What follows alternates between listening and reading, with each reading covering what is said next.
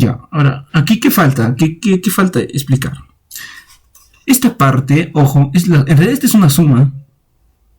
Esta es la corriente simétrica. Y esta es la corriente DC u offset. Pero en realidad, esta componente simétrica tiene este valor. Pero la offset tiene en realidad menos I máximo por E a la menos T sobre tau. Y esta que es la corriente total, o sea, es la suma de esto más todo esto. Y todo esto tiene un valor negativo, no es que se está restando. Ojo, esto no está restando, esto menos esto, no. El DC es todo esto. Lo que se hace es sumar el I simétrico más el I DC, ¿sí? El menos es como sumar el 4 más el menos 5, ¿no? ¿Eso por qué? Porque en la programación, vamos a ver ahorita un ejemplo, ¿no? Para que quede claro. Entonces, si yo tomo un ejemplo al azar, tomo un circuito y le hallo un equivalente Thevenin, ¿no? Y tengo su tensión Thevenin, su resistencia Thevenin, ahora, y una inductancia Thevenin. Cuando yo hallo eso y pongo entre los terminales la falla, puedo hacer toda esta ecuación. El Dixon lo hace internamente todo esto, o sea, dependiendo del método también, método que yo use, y el tipo de falla también, depende de muchas cosas. Ya, ahora, cuando yo hago esto, hay estudios donde me dicen más o menos cuándo la corriente de cortocircuito es máxima, cuándo es mínima. ¿Y de qué depende? Depende de esta ecuación. ¿Cuándo va a ser máxima? Si yo les digo que esto más esto se suman, entonces va a ser máxima cuando uno de ellos no exista. Casi siempre va a existir esto. O sea, no hay forma de que no exista esta corriente. Porque mientras haya una inductancia y una resistencia siempre va a haber, y una fuente, siempre va a haber una corriente. Esto es inherente al sistema. El alfa, ¿qué es el alfa? El alfa es el ángulo de inicio de la tensión. Como existe una fuente, esto va a existir. Omega t siempre va a existir, el tiempo existe, la frecuencia existe. Este ángulo, ¿qué es? Que es el ángulo entre R y L, el ángulo de desfase, que también es el ángulo de desfase de la tensión y la corriente, siempre va a existir porque siempre está acá. Pero esta componente natural o transitoria o DC, podemos jugar con esta. O sea, ¿cómo? Si yo hago que desaparezca, estoy haciendo que la corriente sea mínima. ¿Por qué? Porque recuerden que estoy sumando esto más el negativo de esto. Sea positivo o negativo, estoy sumando. ¿Por qué no importa? Porque en un gráfico que va en positivos y negativos, este siempre se suma. Si sumo un negativo, le sumo otro negativo, se hace más grande la onda. Entonces, si yo hago que esto sea 0, quizás se elimine. Y si se elimina esta parte, la total va a ser muy cerca de la simétrica. Por lo tanto, va a ser mínima. Pero cuando este tiene su valor máximo, la corriente falla va a ser máxima también. Ok, pero como ¿y cómo yo hago? Por ejemplo, mira aquí. Aquí no puedo hacer mucho, el tau es constante. Bueno, estrictamente hablando no es constante, pero podemos decir que es constante. Pero esta parte puede variar. El seno de 90 es 1. Tengo en la parte máxima. Pero el seno de 0 es 0. Entonces, ¿y cuándo es 0? Cuando alfa menos 90, alfa menos gamma es igual a 90. Ok. Entonces, alfa, ¿qué es? El ángulo de fase de la tensión. Si inicia como referencia 0, esto tendría que ser menos 90. ¿Para qué? Porque esto menos 90 se iguala a... bueno, ojo. Si yo quiero desaparecer esta componente, esta parte tiene que ser 0. Ahora vamos a hacer acá. No se preocupen que esto lo vamos a plasmar. Ya. Para que esta parte sea 0, alfa menos gamma, tiene que ser, ¿qué ángulo? 0.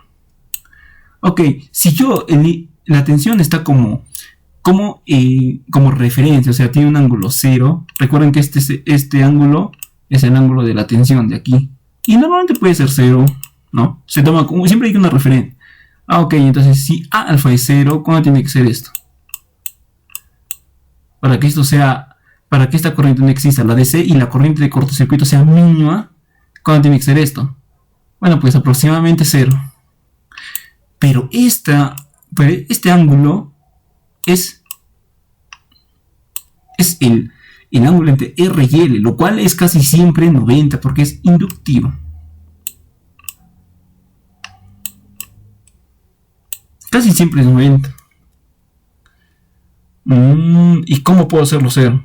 En realidad varía la frecuencia. Recuerden que la onda que sale así se distorsiona y ya no es la misma onda de 60 grados, ¿no? Entonces, si yo varío la frecuencia, estoy variando este omega L de aquí, este omega L. Y si estoy variando ese omega L, voy a variar esto.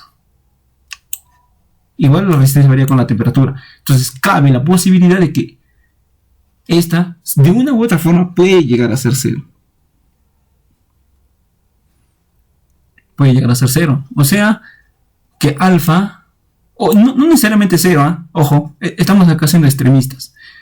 Si esta ecuación se cumpliera, alfa sería igual a gamma. Ok, una forma de hacer esta condición para que el DC, esta parte sea 0 y la corriente sea mínima es que este ángulo sea aproximadamente 0 o que el alfa sea igual al gamma. Ok, entonces quiere decir que el gamma, yo sé que el gamma es aproximadamente 90 porque es inductivo.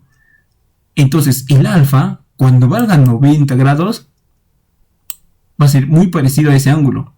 Y por lo tanto la corriente va a ser mínima. Por eso se dice, si acá tengo yo la tensión,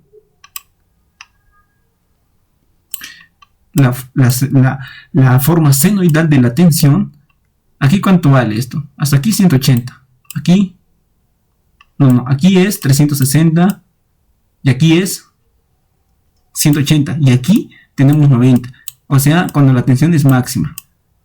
Ok, cuando la tensión es máxima, alfa vale 90 aproximadamente, y eso es aproximadamente igual a gamma. O sea, cuando la tensión es máxima, la corriente es mínima. Si se diera el cortocircuito cuando la tensión es máxima, la corriente de cortocircuito sería mínima. ¿Y eso cómo se logra? Bueno, temporizando. Pero si la corriente es mínima, aquí, ¿qué ángulo tiene en la corriente? Digo, la tensión. O aquí no, aquí tiene 0. Si tiene 0, y este ángulo sabemos que no va a variar. Este es 90 y el otro es 0. Ok. Cuando alfa es 0, 90, 0 menos 90, 0 menos 90 es 1. Aquí tiene todo el valor máximo de DC. Por lo tanto ahí la corriente de cortocircuito es máxima. Entonces dice que cuando el cortocircuito se da, cuando la tensión tiene su máximo valor, el corriente de cortocircuito es mínima. Pero cuando cuando el cortocircuito se da, cuando la tensión está en el valor mínimo, el cortocircuito es máximo. ¿Se entiende? Vamos a ver todo esto en un ejemplo. Un ejemplo de Hadi. Aquí está, el ejemplo es el 8.2 de Hadi Sadan. Aquí lo tengo. Déjenme ver, aquí está. Ya mira. Lo que les expliqué, ¿no? Tenemos una figura 8.1, es de la figura. Una resistencia de 0.125. La resistencia de... Imaginemos que este es el Thevenin, ¿no? Obviamente esto es el fenómeno transitorio, una línea, pero imaginemos que es el Thevenin en el punto de falla. Tengo su resistencia Thevenin, imaginemos, ojo, y su tensión Thevenin, en función del tiempo. La resistencia me sale 0.2, la inductancia me sale 10 milihenries, y si tengo una frecuencia de 60 Hz, ya puedo hallar el omega. Entonces ya tengo el XL, ¿no es cierto? Ya. Y la fuente de voltaje tiene esta forma. 151 como tensión máxima, seno de 377. Este es omega T, ¿no? De acá pueden sacar cuánto es la frecuencia, ojo. Determina la corriente y todo eso. No de offset, pero un offset máximo, todo eso. Entonces, aquí tengo yo el MATLAB. Este es un circuito, este es un código muy sencillo. Donde aquí tengo, a ver. Ojo, mira, aquí tengo. Tensión, frecuencia max, frecuencia 60 Hz. De acá lo saco, ¿no? Omega t es igual a 360. Si omega es 2pi por la frecuencia, es igual a esto, omega es igual a 377 sobre 2pi y ya tengo la frecuencia. Aproximadamente 60 debe ser. No lo sé, ahí está. Anotes acá está en líneas. Aquí, este es el código en línea, este es en generador. En líneas. Tengo la resistencia 0.25, aquí está. Tengo la inductancia de 0.1. Esta inductancia, 10 milihenries 0.1. 0.01. Tensión máxima, aquí la tengo. 151. Aquí está. Omega es igual a 2pi por la frecuencia, que es 2pi por 60, debe salir esto, ¿no? Ustedes lo pueden verificar. Ahora, el alfa, el ángulo, ¿qué ángulo tengo acá? Alfa. No me da. Yo lo voy a dar con un valor de 1.9 pi, o sea, aproximadamente 0.